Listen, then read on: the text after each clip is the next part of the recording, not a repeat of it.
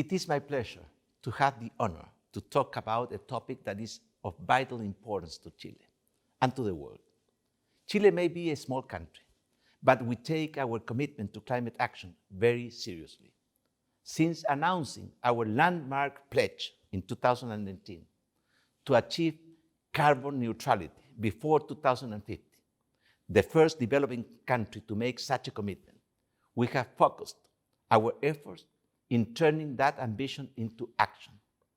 As President of COP25, I am deeply devoted to make sure that Chile plays its role in the drive for net zero emissions and building the momentum for the crucial COP26 later this year in Glasgow, UK.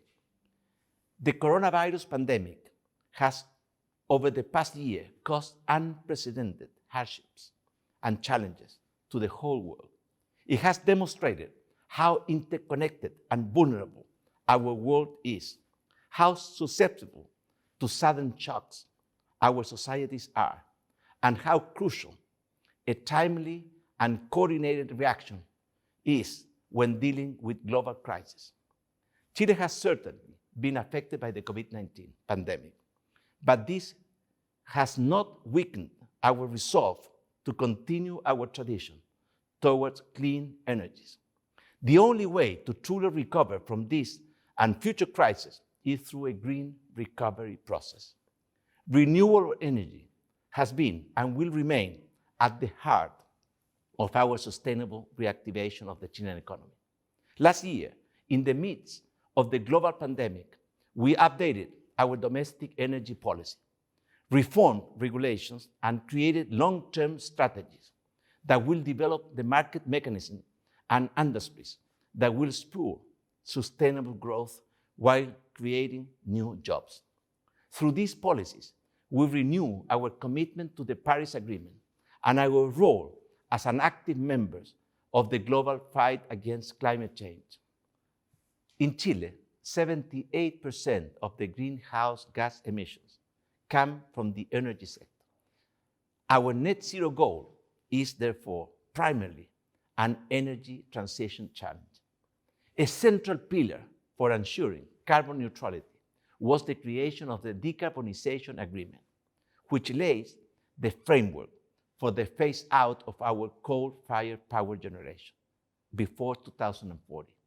This agreement is in full execution and is a world-leading example of public-private collaboration to secure a responsible, coordinated, and ambitious energy transition process.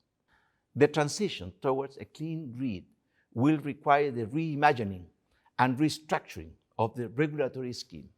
With this in mind, we have been developing the long-term regulatory regime, which incorporates the decarbonization process and the crucial issue of transmission capacity and infrastructure, including regional interconnections. Of course, the closure of coal-fired power generation is just one of the pillars in our decarbonization plan. We also plan to play a leading role in the development, production, and utilization of new, cleaner forms of energy. Last year, Chile unveiled its national green hydrogen strategy, setting the pathway to position Chile as one of the largest exporters of this clean fuel in the world. This will support not only our own climate neutrality goals, but those of other countries as well. Our goal is that by 2030, Chile will have 25 gigawatts of installed electrolyzers. This will place us as one of the top 3 leading exporters of green hydrogens worldwide, shipping approximately 2.5 billion each year at the lowest cost globally of under $1.5 US. These large numbers reflect an even larger ambition. Chile is committed to developing this new industry that will be a catalyst for local growth and human capital investment, as well as playing a crucial role in reducing our domestic greenhouse gas emissions. However, we know that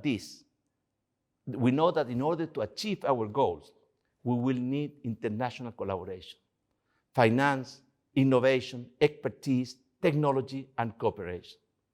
Forums such as this provide us with the perfect vehicle to foster that collaboration, to serve our own domestic clean energy goals, as well as aiding us to cooperate with other partners' ambitions.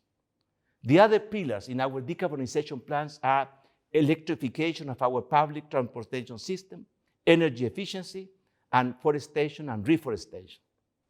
The past year has been a particularly difficult one, and yet, if it has taught us anything, it is that preemptive present action can offset worsening future outcomes. Before us lies a crucial period for climate action. Chile has already begun to take the necessary steps towards achieving the net zero goal. We do this not only out of obligation, but also out of opportunity. We see the opportunity to use clean energy technology to support economic recovery from COVID-19. We recognize that new industries can help us build back better, stimulating investment and creating jobs for our citizens. We embrace the challenge now. We are already pressing forward with the task of limiting the worst effects of climate change by rapidly decarbonizing our grid. We do so knowing that in a time of great adversities, our only certainty is that the decisive action now will benefit us and also the generations to come.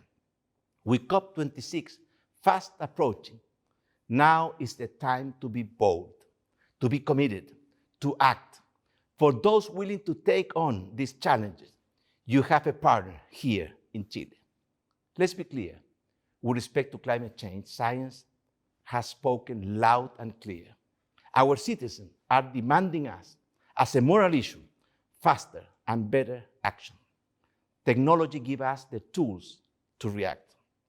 The time to change the course of history and avoid a tragedy is now, right now. Thank you very much.